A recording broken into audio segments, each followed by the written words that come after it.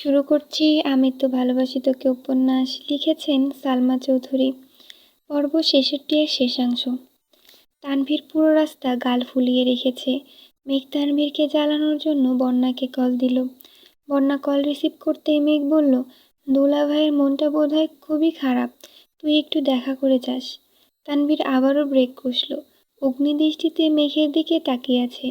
মেঘ আর চোখে তানভীরের ভাব দেখে অন্যদিকে মুখ সরিয়ে নিয়েছে। বন্যা হুঙ্কার দিয়ে উঠল, দুলাভাই কে আবার? মোকলেস দুলাভাইয়ের কথা বলছি, রাখ ফোন। বন্যা কল কেটে দিয়েছে। মেঘ তানভীরের দিকে তাকিয়ে দাঁত কিলে হেসে বলল, যাবে?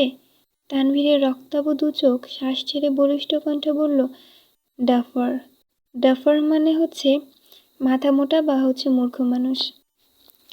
মেঘ ঠোঁট বেঁকিয়ে ভেঙচি কেটে শান্ত স্বরে জবাব দিল, আর তুমি ডাফারের ভাই। তানভীর নিজের রাগ নিয়ন্ত্রণ করে আবারও গাড়ি চালানোতে মনোযোগ দিল। ২ মিনিট পর মেঘ তানভীরকে শুনিয়ে শুনিয়ে গান গাচ্ছে। আসলে আমার গানের গলা খুবই বাজে, তারপর আর কি রিডিং পড়ে শোনাচ্ছি। ফুল ফোটে শাখায় শাখায়, ব্যথা ধরে বুকে, কি প্রেমেতে মন মাতাইলা, অশ্রু ঝরে চোখে। আমার আসমান করে আন্ধার, সুখের নিদ্রা হবে কি তোমার, বন্ধু আমায় ছাড়া। আসলে এই গান আমি জীবনেও শুনিনি, না, যার কারণে সুরটাও আর কি সম্ভব না আমার দ্বারা। তানভীর রাগান্বিত কণ্ঠে হুঙ্কার দিল, চুপ থাকতে বলছি। আমার বন্ধুর বিয়ে হয়ে গেলে আমায় ছেড়ে চলে যাবে। আমি কি কাঁদবো না? একটু গানও গাইবো না? এত খারাপ কেন তুমি? দেখ, 4 ঘন্টা পরীক্ষা দিয়ে আসছি, মাথা এমনিতে গরম আছে, বেশি কথা বলবি না, ঠিক আছে? মেঘের মতন উড়ে উড়ে অন্তরটারে খালি করে করলা দিশেহারা। তানভীর তাকাতেই মেঘ মুখ চেপে বলল, আমার কোনো দোষ নেই, নিজে থেকেই গান বের হচ্ছে। তানভীর কয়েক সেকেন্ড তাকিয়ে থেকে ভগ্ন হৃদয় নিয়ে গাড়ি চালানোতে মনোযোগ দিল।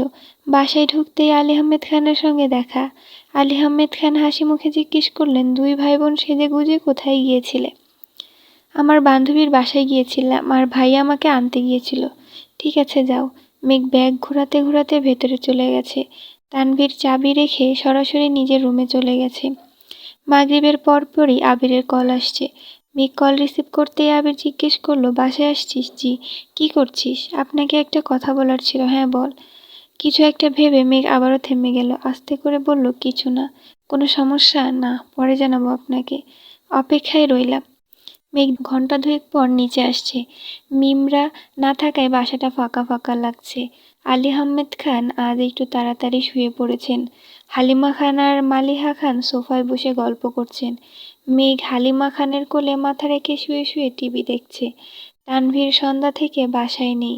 বেশ কিছুক্ষণ যাবৎ আবির মেঘকে মেসেজ কল দিচ্ছে। মেঘের হাতে ঘড়ি নেই, ফোনও সাইলেন্ট করা, তাই বুঝতে পারেনি। হালিমা খানরা উঠে রান্নাঘরের দিকে চলে গেছে। মেঘ আনমনে ফোনের পাওয়ার বাটন চাপতেই আবিরের 7টা কল আর অনেকগুলো মেসেজ চোখে পড়ল। মেঘ লাফ দিয়ে উঠে তড়িঘড়ি করে আবিরকে কল দিল। বারবার ওয়ার্নিং দেওয়া সত্ত্বেও ঘড়ি রুমে রেখে নিচে এসে রিল্যাক্সে টিভি দেখছে। সবার ভয়ে ফোন সাইলেন্ট করে রাখাটাও ইদানিং অভ্যাস হয়ে গেছে। আবির রাগান্বিত কণ্ঠে বলল, তুই কি ভালো হবি না? হব। কবে? পরশুদিন। আজ কি সমস্যা? মেঘ মলিন হেসে বলল, ভালো হলে একবারে হতে হবে না, তাই একদিন রেস্ট নিয়ে তারপর ভালো হব। দিন দিন তুই বড্ড ফাজিল হয়ে যাচ্ছিস। জি, আর আমার গুরু স্বয়ং সাজ্জাদুল খান আবির। আবির না চাইতেও হেসে ফেলল। মুখের গম্ভীর ভাব মুহূর্তেই সরে গেছে। ধীর কণ্ঠে বলল, তানভীর কোথায়? জানি না। সমস্যা কোনো? আমি কি জানি কার মনে কি চলে, সেটা দেখার দায়িত্ব কি আমার? না, কিন্তু তোর নামে বিচার দিল কেন? মেঘ এক পর্যায়ে আঁতকে উঠল। মনে মনে প্রচুর ভয় পাচ্ছে। যদি সত্যি সত্যি মোকলেস মিয়ার কথা বলে দেয় তখন কি হবে? মোকলেস মিয়া সম্পর্কে বন্যার দাদা হয়। রক্তের সম্পর্ক না থাকলেও বন্যার আব্বুর সাথে মোটামুটি ভালো সম্পর্ক আছে। কিছুদিন আগে মেঘ এমনিতেই বন্যাদের বাসায় গিয়েছিল। তখন মোকলেস মিয়া ওদের ডেকে সিঙ্গারা আর পেঁয়াজু খাইয়েছিল। সেখানেই মজার ছলে বন্যাকে বিয়ের কথা বলেছিল। বন্যা আর মেঘ সে কথা বেমালুম ভুলে গিয়েছিল। তবে আজ বন্যাদের বাসায় যাওয়ার সময় আবারও সেই মোকলেস মিয়ার সাথে দেখা। শালি শালি ডেকে রিকশা থামিয়ে মেঘের খোঁজ খবর নিয়েছে। ওনার কথা মাথায় ছিল বলে তানভীরকে রাগানোর জন্য ইচ্ছে করে ওনার বিয়ের ঘটকালির ব্যাপারে বলেছে। আবিরের কানে এসব গেলে আস্ত রাখবে না। মেঘ ভয়ে ভয়ে জানতে চাইল কি বিচার দিয়েছে, সেসব বাদ দে, ও আছে কোথায়? ফোন দিচ্ছি, রিসিভও করছে না, কি হয়েছে একটু বলবি? মেঘ নাক টেনে কাঁদো কাঁদো কণ্ঠে বলল, ও আপনি এতগুলো কল ভাইয়ার জন্য দিচ্ছিলেন? আমি আরও ভাবছিলাম আমার জন্য। ভাইয়া বাসায় আসলে জানাবো আপনাকে, বাই। কল কাটলে স্বপ্নে এসে থাপ্পড় দিব বলে রাখলাম। স্বপ্নে আমায় থাপ্পড় না দিয়ে টর্চ লাইট নিয়ে নিজেই ভাইকে খুঁজতে থাকুন, সেটা বেশি কাজে দিবে। এই বাড়ির সবাই স্বার্থপর, শুধু নিজের স্বার্থ বুঝে। আপনার লেকচার শেষ হলে অনুগ্রহ করে বলুন কি হয়েছে। বন্যার কিছু হয়েছে? বাহ, অসাধারণ। এখন বন্যারও খোঁজ নিচ্ছেন, অথচ আপনি জলজান্ত একটা মানুষ। 8 মিনিট 42 সেকেন্ড যাবৎ কথা বলছি, আমাকে একটাবার জিজ্ঞেস করলেন না আমি ঠিক আছি কিনা? আল্লাহ ওনার আগে আমায় উঠায় নাও, স্বার্থপর দুনিয়ায় আমিও আর থাকতে চাই না। আবির শ্বাস ছেড়ে গম্ভীর কণ্ঠে বলতে শুরু করলো, আর যাই করিস না কেন, তানভীরের পরীক্ষা চলছে, বিষয়টা মাথায় রাখিস। এমনিতেই পড়াশোনা করে না, পরীক্ষাগুলো ভালোভাবে শেষ করতে পারলে অন্তত পক্ষে অনার্স পাস তো করতে পারবে। যার ভাই তার খবর নাই, আরেকজনের চিন্তায় ঘুম আসছে না। এত চিন্তা করে কি করবেন শুনি? কেজি দরে দুশ্চিন্তা বিক্রি করবেন? তার থেকে বরং আমার উপর ছেড়ে দেন, আমি সব কিছু দেখে নেব, রিল্যাক্সে ঘুমান আপনি।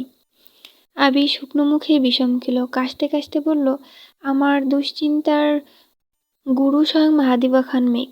মালিহা খান খেতে ডাকছে, তাই তাড়াতাড়ি কল কেটে মেঘ খেতে চলে গেছে। খাবার টেবিলে কেবল 3 জন। মেঘ কোনো রকমে অল্প খাবার খেয়ে একটা আচারের বক্স নিয়ে সোফায় বসে টিভি দেখছে আর আচার খাচ্ছে। মালিহা খান রুমে চলে গেছেন, হালিমা খান রান্নাঘরে টুকটাক কাজ করছেন। এমন সময় তানভীর বাসায় আসছে। অন্তরের জ্বালা পোড়া চোখে মুখে স্পষ্ট দেখা যাচ্ছে। মেঘের করা দুষ্টুমি বুঝতে পেরেও তানভীর শান্ত থাকতে পারছে না। তানভীরকে দেখেই হালিমা খান রান্নাঘর থেকে বলে উঠলেন, তুই কি একটু শান্তি দিবি না আমাকে? পরীক্ষা দিয়ে আসছিস, কিছু খাসও নি, তোদের নিয়ে আর কত টেনশন করব। তানভীর এক পলক তাকিয়ে মাথা নিচু করে চলে যাচ্ছে। মেঘ তানভীরকে দেখে উচ্চস্বরে বলল, আম্মু তুমি রিল্যাক্সে থাকতে পারো। সঙ্গে সঙ্গে তানভীরকে শুনিয়ে শুনিয়ে আস্তে করে বলল, কারণ ভাইয়ার জন্য চিন্তা করার মানুষ আছে। তানভীর সিঁড়ি দিয়ে উঠতে উঠতে ফিরে তাকালো, চিবিয়ে চিবিয়ে বিড়বিড় করতে করতে রুমে চলে গেল। এক সময় তানভীর নিজেই মালিহা খানকে রিল্যাক্সে থাকতে বলেছিল। তানভীরের জন্য চিন্তা করার মানুষ আছে শুনে সেদিন মেঘের মনে আকাশে মেঘ জমেছিল, তাই আজ মেঘ ইচ্ছে করে ভাইয়াকে রাগাচ্ছে। সকাল 11টার উপর বেজে গেছে, অথচ তানভীরের খবর নেই। শুক্রবার বলে কেউ তেমন কিছু বলছেও না। মেঘ দুবার খেতে গিয়েও ফিরে এসেছে। ভাইকে রাগিয়ে একা খেতেও ইচ্ছে করছে না। তানভীর গত রাতেও খায়নি। অনেকক্ষণ ডাকার পর তানভীর রুমের দরজা খুলে দিয়েছে। মেঘ ভ্রু গুটিয়ে আহ্লাদি কণ্ঠে বলল, বিরিয়ানি খাবা? না, আমি রান্না করেছি, খিদে নেই। আমার আছে, সকাল থেকে খাইনি, চলো।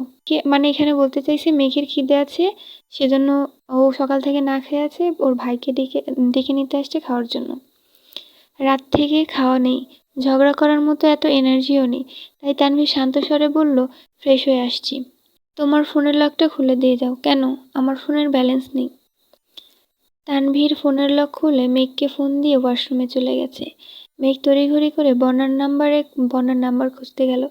বন্যা, মেঘস ফ্রেন্ড, বনুস, বেস্ট ফ্রেন্ড সব নামে খুঁজে ফেলেছে, তবুও পাচ্ছে না। বন্যার নাম্বার পুরোটা মুখস্থও নেই। মেঘ চটজলদি নিজের রুমে গিয়ে ফোন থেকে বন্যার নাম্বার বের করে কয়েকটা ডিজিট লিখতে মিস ইগোস্টিক নাম আসছে। এমন নাম দেখে মেঘ নিজে অজান্তে হেসে ফেলল। আনমনে বলে উঠল, আবির ভাইয়ের ফোনে আমার নাম্বার কি নামে সেভ করা? মেঘ রুম থেকে বের হতে হতে বন্যাকে কল দিল। বন্যা রিসিভ করে স্বাভাবিকভাবে সালাম দিল। মেঘ মুড নিয়ে বলল, ওয়ালাইকুম আসসালাম, কেমন আছেন? জি ভালো। তুই ওনার নাম্বার থেকে ফোন কেন দিয়েছিস? মেঘ শীতল কণ্ঠে বলল, ভাইয়া অসুস্থ হয়ে গেছে। বন্যা উদ্বিগ্ন কণ্ঠে শুধালো, কি হয়েছে ওনার? তোদের বাসায় চা খেতে গিয়ে এক গ্রামের পিঁপড়া খেয়ে ফেলেছিল। পিঁপড়াটা যেতে যেতে গলায় একটা কামড়ও দিয়েছে। আমি বারবার বলেছি বেশি করে পানি খেতে, কিন্তু ভাইয়া পানি না খেয়ে অপলক দৃষ্টিতে কোন দিকে তাকিয়ে হাঁ করে বসেছিল, যাতে পিঁপড়াটা হেঁটে হেঁটে বেরিয়ে আসে। কিন্তু এত ফাজিল পিঁপড়া বের তো হলোই না, উল্টো ভাইয়ার হৃদয়ে গিয়ে ঢুকে পড়েছে। গতকাল বিকাল থেকে হৃদয় অনবরত কামড়াচ্ছে। আমার ভাইয়ের কোমল হৃদয়টাকে কামড়ে ছিদ্র করে ফেলেছে। দেশে বন্যা হোক বা না হোক, আমার ভাইয়ের হৃদয়ের বন্যা নিশ্চিত। পিঁপড়া বলতে বন্যার প্রতি তানভীরের প্রেমানুভূতি বোঝানো হয়েছে। কি আবোল তাবোল কথা বলছিস, এটা আবার কেমন রোগ? আবোল তাবোল না রে ভাইয়া, রাতে মাথা ঘুরে বিছানায় পড়ে গেছিল। 12 ঘন্টা বেহুশ ছিল, ঘুমেছিল। মাত্র হুঁশ আসছে, সজাগ হয়েছে। এগুলো রোগের লক্ষণ? 16 ঘন্টা না খেয়ে থাকা, টানা 12 ঘন্টা ঘুমানো কি স্বাভাবিক মনে হচ্ছে তোর? তো এখন কি করবি? এই রোগের চিকিৎসা মনে হয় না এখনো আবিষ্কৃত হয়েছে। কারো হৃদয়ে তানভীর বেরিয়ে এসে ভ্রুকুচকে প্রশ্ন করল, কোন রোগের চিকিৎসা আবিষ্কৃত হয়নি? মেঘ তাড়াতাড়ি কল কেটে দিয়েছে। তানভীর এক দৃষ্টিতে মেঘকে দেখছে। মেঘ ঠোঁট ভিজিয়ে ঘন ঘন পল্লব ঝাপটে বলতে শুরু করলো, ওসব বাদ দাও, ভাবছি বন্যার বিয়েটা ভেঙে দিব। কিসের বিয়ে? মোখলেস মিয়ার সাথে কাল বললাম না তোমায়? সারা রাত ভেবে দেখলাম ওনার কাছে বিয়ে দেওয়া ঠিক হবে না। হঠাৎ মাথায় বুদ্ধিশুদ্ধি উদয় হলো কেমন করে? দেখো, মোখলেস মিয়ার চোখে ভালোবাসা থাকলেও হৃদয়ে একটুও জায়গা নেই। 2 বউ, 6 ছেলে মেয়ে, 10-12 জন নাতি নাতনির ভিড়ে আমার বেবিটাকে খুঁজেও পাওয়া যাবে না। এজন্য ভাবলাম আরও কিছুদিন সময় নিয়ে ভালোভাবে পরীক্ষা করে একজনের সঙ্গে বিয়ে দিব। তুমি কি বলো? আমিও তাই বলি, ওর বড় বোনের বিয়ে হোক, তারপর না হয় ভেবে দেখব। মেঘ আর চোখে চেয়ে আলাদি কণ্ঠে বলল, বন্যার বিয়ের ঘটকালি করতে তুমি কি আমায় সাহায্য করবা? ঠিক আছে। মেঘের কথা শুনে তানভীর কেসে উঠল। ঘুরে ফিরে মেঘ সেই কাহিনীতেই আটকাচ্ছে। তানভীর মুখ ফুলে উত্তর দিল, আমার সময় নেই। ঠিক আছে, প্রয়োজন নেই। লেহেঙ্গা কিন্তু তোমার কিনে দিতে হবে, এটা মনে রেখো। আর যেই সেই লেহেঙ্গা কিনবো না, বন্যা আর আমার লেহেঙ্গার ডিজাইন সেম হতে হবে। আচ্ছা, এখন চলো খেতে যাই, চলো। আলো আঁধারে কাটছে দিন। কেবল 1 সপ্তাহের মধ্যে মেঘের পরীক্ষা করা শেষ। তানভীর যে বন্যাকে ভালোবাসে এটা তানভীরের আচরণ আর কথাতেই স্পষ্ট বোঝা যায়। কিন্তু বন্যা এখনও দ্বিধাদ্বন্দ্বে আছে। তানভীরের প্রতি হৃদয়ে উদিত উষ্ণ অনুভূতিকে পুরোপুরি স্বীকারও করতে পারছে না, আবার মন থেকে বাদও দিতে পারছে না। মেঘ তবুও হাল ছাড়ছে না। আবিরের বেঁধে দেওয়া সময়ের 50 দিন কেটে গেছে। আগামীকাল 10ই অক্টোবর, আবিরের জন্মদিন। মেঘ সন্ধ্যার পর থেকে কথা বলার জন্য রেডি হয়ে বসে আছে। আবিরের নিষেধাজ্ঞা কথা মাথায় রেখে তেমন কোনো আয়োজন করেনি। প্রতিদিনের মতো আজও রাত 10:30 নাগাদ আবিরের কল আসছে। সব কাজ শেষ করে শুয়ে মেঘের সঙ্গে কিছুক্ষণ কথা বলে ঘুমানোটা আবিরের বাজে স্বভাব হয়ে গেছে। অন্যদিকে কিছুক্ষণ কথা বলেই মেঘ কল কেটে দেয়, তবে আজ তার ব্যতিক্রম।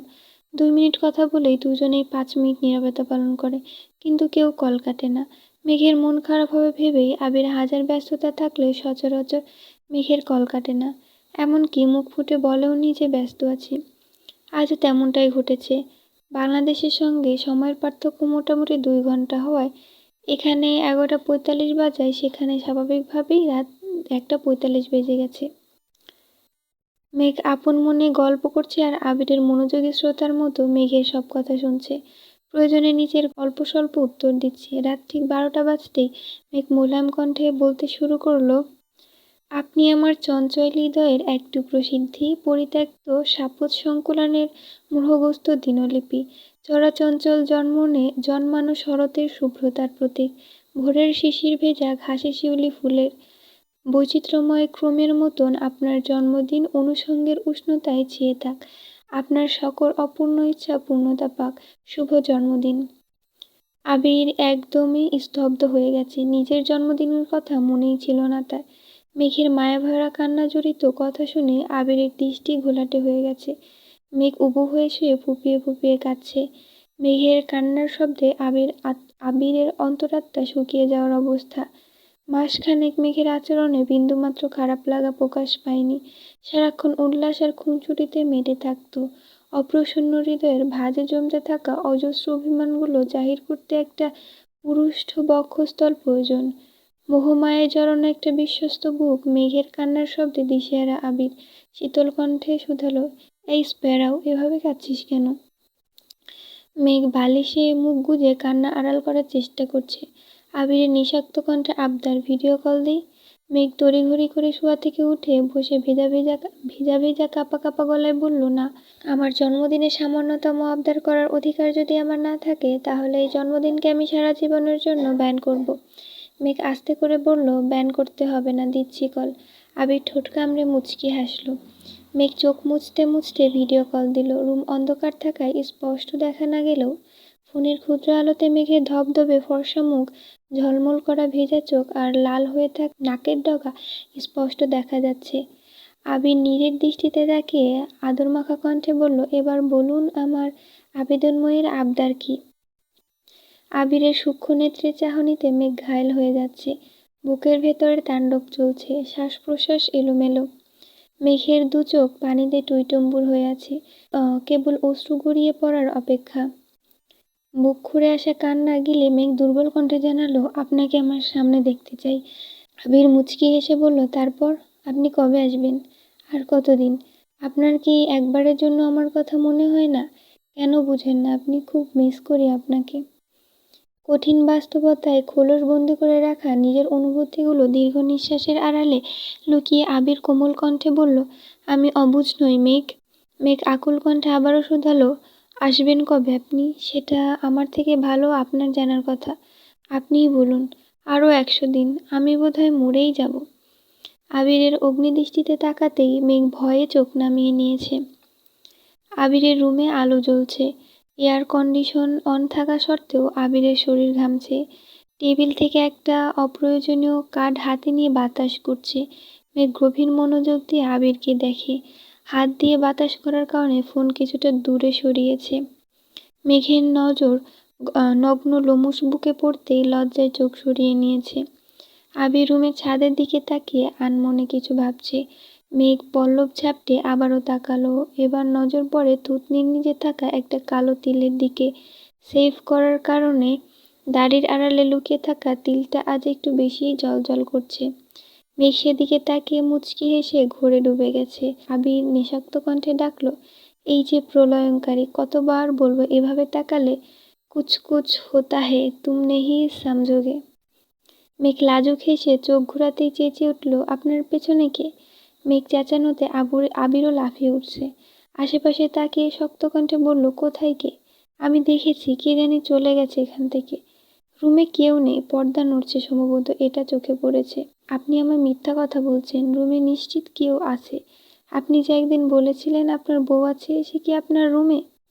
ওই ওই, একদম চুপ, কথায় কথায় চরিত্রে দাগ দিবি না বলে দিলাম। আমার চরিত্র বেলি ফুলের মতো সুগন্ধময় আর পবিত্র। ক্যামেরা ঘোরাচ্ছি, নিজের চোখে দেখ। আবির ক্যামেরা ঘুরে সম্পূর্ণ রুম ঘুরিয়ে দেখেছে। সবশেষে মেঘ মলিন হেসে বলল, আচ্ছা মানছি। মনের ভেতর শুধু সন্দেহ আর সন্দেহ। গরম পানি খেয়ে অবিশ্বাসের চারাগুলো মেরে অন্তত পক্ষে কিছু সংখ্যক বিশ্বাসের চারা রোপণ করিয়েন। ঘুম পাচ্ছে, ঘুমান। বেশ কিছুদিন কেটে গেছে। মেঘ আজ সকাল সকাল ভার্সিটিতে এসে বসে আছে। বন্যা আসতেই ছুটে গিয়ে খুশিতে গদগদ হয়ে একটা কিটক্যাট চকলেট ধরিয়ে দিল। বন্যা অবাক চোখে তাকিয়ে প্রশ্ন করল, এত খুশি কেন আজ? মেঘ একটা চকলেট ছিঁড়ে খাচ্ছে। মেঘের দেখা দেখি বন্যা নিজের চকলেটটা খেতে শুরু করলো। মেঘ আর বন্যা পাশাপাশি হাঁটছে। মেঘ আচমকা বলে উঠল, শুক্রবার ভাইয়ের জন্য বউ দেখতে যাব। সঙ্গে সঙ্গে বন্যার হাত পা থেমে গেছে, গলায় চকলেট আটকে গেছে, নির্বাক চোখে তাকিয়ে আছে। মেঘ পিছনে ঘুরে স্বাভাবিক কণ্ঠে বলল, ক্লাসে চল, মেয়ে দেখাচ্ছি। বন্যার চেহারায় বিষণ্ণতার ছাপ। অর্ধেক খাওয়া চকলেট পুনরায় মেঘকে ফেরত দিয়ে দিয়েছে। বেঞ্চে বসতেই মেঘ একটা মেয়ের ছবি বের করে দিয়েছে। বন্যা না তাকিয়ে চাপা স্বরে বলল, আমাকে দেখাচ্ছিস কেন? তুই আমার বেস্ট ফ্রেন্ড, তুই দেখবি না? দরকার নেই, দেখ না। বন্যা এবার ছবির দিকে তাকালো। মেয়েটা দেখতে তানভীরের থেকেও অনেক বেশি গুলুমুলু, গালে টুলও পড়ে, দেখতে বেশ সুন্দরী। বন্যা ঢোক গিলে ছোট করে বলল, ভালো? শুধু ভালো? আমার কিন্তু অনেক বেশি পছন্দ হয়েছে। আজ আবির ভাইকে দেখাবো, ওনারও ঠিক পছন্দ হবে। বন্যা অন্যদিকে তাকিয়ে প্রশ্ন করল, তোর ভাইয়ের পছন্দ হয়েছে? ভাইয়া তো একদম পাগল হয়ে গেছে, আজ বললে আজই বিয়ে করে ফেলবে। তাছাড়া ছবিটা ভাইয়াই দিয়েছে আমাকে। মেঘ মনে মনে বলল, আল্লাহ, মিছা বলছি, তবে মাফ করো প্লিজ। বন্যা ভ্রুকুচকে মেঘের দিকে কিছুক্ষণ তাকিয়ে থেকে গলা খাকারি দিয়ে বলল, ভালোই, ভালোই হলো, তুই তোর ভাবি পেয়ে গেছিস। হ্যাঁ, আগামী শুক্রবার দেখতে যাব। তারপর বিকেলে তোর সঙ্গে দেখা করাবো, ঠিক আছে? আমার সঙ্গে দেখা করাতে হবে কেন? মেয়ে পছন্দ হয়েছে কিনা তা জানাতে হবে না? তার প্রয়োজন নেই। বিয়ে হলে নিশ্চয়ই শুনবো। বন্যার গলা কাঁপছে, কথা বলতে পারছে না। মেঘ আর চোখে তাকিয়ে বন্যার হাবভাব দেখে উত্তেজিত কণ্ঠে বলল, তুই বস, আমি আবির ভাইয়ের সাথে কথা বলে আসছি। বন্যা ব্যাগে মুখ গুজে বসে আছে। মেঘ ফোন নিয়ে বেরিয়ে গেছে। 10 থেকে 15 মিনিট পর মিষ্টি মিনহাজদের সঙ্গে রুমে আসছে। বন্যা তখনও মুখ গুজেই বসে আছে।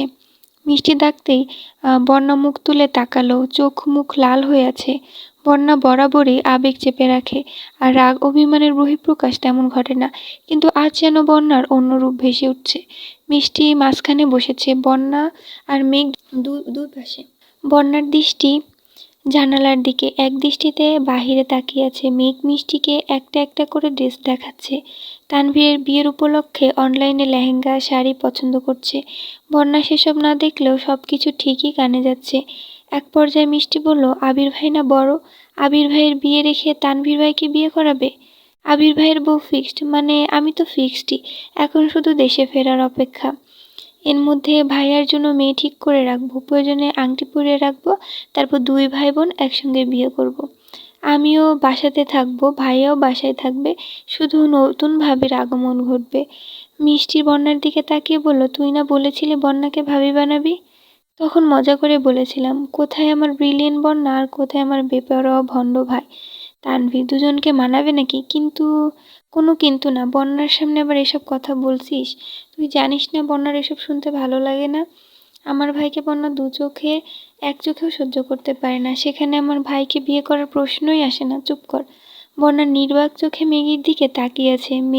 মেঘের চোখে মুখে উজ্জ্বলতার ছিটে ফোঁটাও নেই। সিরিয়াস মুডে কথাগুলো বলেছে। বন্যার অন্তর জ্বলছে, চোখ রক্তাভ হয়ে আছে, টলমল করছে চোখ, যে কোনো মুহূর্তেই বাঁধ ভাঙা কান্না শুরু হবে। বন্যা দাঁড়িয়ে আস্তে করে বলল, সাইড দে। কোথায় যাবি? ওয়াশরুমে। ক্লাস শেষে বেরিয়ে আসতেই তানভীরের সঙ্গে দেখা। মেঘেই মেসেজ করে আসতে বলেছে। ইদানিং অফিসে যাওয়ার কারণে তানভীরের ড্রেস আপেও বেশ পরিবর্তন এসেছে। আজ একটা চেক শার্ট ইন করে পড়েছে, চোখে সানগ্লাস, হাতে বন্যার দেওয়া সেই ঘড়িটা। বন্যা এক পলক তাকিয়ে সঙ্গে সঙ্গে চোখ সরিয়ে নিয়েছে, আর সালাম পর্যন্ত দিচ্ছে না। কাছাকাছি আসতেই তানভীর সালাম দিল। বন্যা উত্তর দিচ্ছে না দেখে মেঘি সালামের উত্তর দিল। তানভীর বন্যাকে উদ্দেশ্য করে প্রশ্ন করল, কেমন আছো? বন্যা নির্বিকার ভঙ্গিতে দাঁড়িয়ে আছে। মেঘ নিজের ব্যাগটা গাড়িতে রেখে আহ্লাদি কণ্ঠে বলল, ভাইয়া আমি ওদের সঙ্গে একটু কথা বলে আসি, তোমরা দাঁড়াও। মেঘ দ্রুত সরে গেছে। তানভীর এক দৃষ্টিকে বন্যাকে দেখছে। বন্যার উত্তর না পেয়ে দ্বিতীয়বার প্রশ্ন করল, তোমার কি কানে সমস্যা? কথা শোনো না? বন্যা চোখ তুলে তাকাতেই তানভীরের বুকের ভেতরটা ছ্যাদ করে উঠছে। বন্যার ফ্যাকাশে চোখ মুখ দেখে উদ্বিগ্ন কণ্ঠে শুধালো, কি হয়েছে তোমার? তুমি কি অসুস্থ? না, ঠিক আছি। তোমাকে দেখে একদমই ঠিক লাগছে না, ডাক্তার দেখিয়েছ? আমি চলে যাচ্ছি, মেঘকে বলে দিয়েন। বন্যা পা বাড়াতেই তানভীর বন্যার বাহু চেপে ধরে শক্ত কণ্ঠে বলল, এক পা বাড়ালে এর ফলাফল খুব খারাপ হবে। মেঘকে আসতে দেখে তানভীর হাত ছেড়ে রাগী স্বরে বলল, চুপচাপ গাড়িতে বসো। মেঘ এসে স্বাভাবিক কণ্ঠে বলল, ভাইয়া বন্যাকে মোকলেস দুলাভাইয়ের দোকান পর্যন্ত নামিয়ে দিও প্লিজ।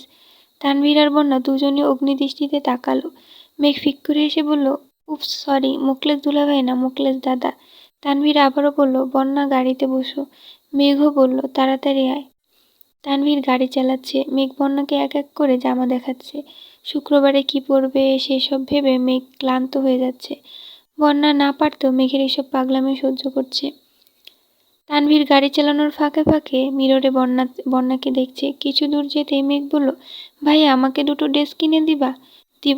দিবনে না, আজই দিতে হবে। আজই? হ্যাঁ। তোমাকে না বলেছিলাম শুক্রবারে পরার জন্য ড্রেস লাগবে? আজ বন্যাও সাথে আছে, পছন্দ করতে সমস্যা হবে না। তানভীর ঘাড় ঘুরিয়ে বন্যার দিকে তাকিয়ে প্রশ্ন করল, তোমার শরীর ঠিক আছে? শপিংয়ে যেতে পারবে? বন্যা উত্তর দেওয়ার আগেই মেঘ বলল, কেন যেতে পারবে না? আমি বলেছি মানে যেতেই হবে। তুমি মনোযোগ দিয়ে গাড়ি চালাও। আব্বুর 2 ডায়মন্ড গাড়িতে বসা। যদি কিছু হয় তাহলে আব্বু তোমার হাড্ডি মাংস আলাদা করে ফেলবে। সামনে তাকাও। 2টা শোরুম ঘুরে মেঘের জন্য 2টা ড্রেস নিয়েছে আর মিমের জন্য একটা। তানভীরের এক পরিচিত ভাইয়ের ক্লিনিক থেকে বন্যার প্রেশার, হিমোগ্লোবিন টেস্ট করে বন্যাকে বাসা পর্যন্ত নিয়ে গেছে। মেঘ বারবার বলছিল মুকলেশ দাদার দোকানের সামনে নামিয়ে দিতে, কিন্তু তানভীর সোজা বাসার সামনে পর্যন্ত নিয়ে গেছে। যাওয়ার সময় মেঘ জোর করে একটা ড্রেস বন্যাকে দিয়ে শুক্রবারে পরার জন্য বলেছে। বন্যা নিতে না চাইলেও তানভীর আর মেঘের জোড়াজোড়িতে বাধ্য হয়ে নিয়েছে। বন্যা বাসায় ঢোকা পর্যন্ত অপেক্ষা করে, তারপর মেঘকে নিয়ে তানভীরের বাসার উদ্দেশ্যে রওনা দিয়েছে। যেতে যেতে তানভীর প্রশ্ন করলো, তোর বেস্টুর আজ কি হয়েছে? উল্টাপাল্টা আচরণ করছিল কেন? টিকটিকি খামচি মারছে, এজন্য মাথা ঠিক নেই। টিকটিকি খামচি দেয়? মেঘ ভ্রুকুচকে উত্তর দিল, আরে বাবা, স্বপ্নে দিছে, স্বপ্নে সব সম্ভব, বুঝছো? ভাইয়া ঠিকই বলে, এক তার ছিঁড়া তুই, আরেক তার ছিঁড়া তোর বান্ধবী। তোদের যন্ত্রণায় আমরা পাগল হয়ে যাচ্ছি। পাবনা যাবা মরতে না ঘুরতে? তানভীর চোখ রাঙাতে মেঘ দাঁত বের করে হাসল। আজ শুক্রবার সকাল থেকে মেঘ একাই বাড়িঘর মাতিয়ে নিয়েছে। এই ফেসিয়াল করছে, এই চোখে শসা লাগিয়ে বসে আছে, চুলের যত্ন নিচ্ছে। তানভীর ঘণ্টাখানেক সোফায় বসে মেঘের কর্মকাণ্ড দেখছে। এক পর্যায়ে মিমকেও টেনে নিয়ে আসছে, দুজন ফিসফিস করে কথা বলছে আর রূপচর্চা করছে। তানভীর অনেকক্ষণ খেয়াল করে হঠাৎ জিজ্ঞেস করলো, এত সাজুগুজু করার কারণ কি? কোথায় যাবি তোরা? ঘুরতে। একা যাওয়া যাবে না, যেখানেই যাস আমি নিয়ে যাব। মেঘ আঁতকে উঠে পড়ল, আজকে অন্তত তোমাকে নিতে পারবো না।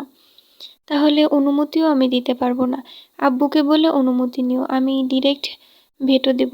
মেঘ কপালে কয়েক স্তর ভাঁজ ফেলে গুরুভার কণ্ঠে বলল, আজ যেতে না দিলে তুমিই পস্তাবে, আর কিছুই বলবো না আমি। আমার উপন্যাসটা যদি আপনাদের ভালো লেগে থাকে তাহলে আমার চ্যানেলটা সাবস্ক্রাইব করে দিবেন।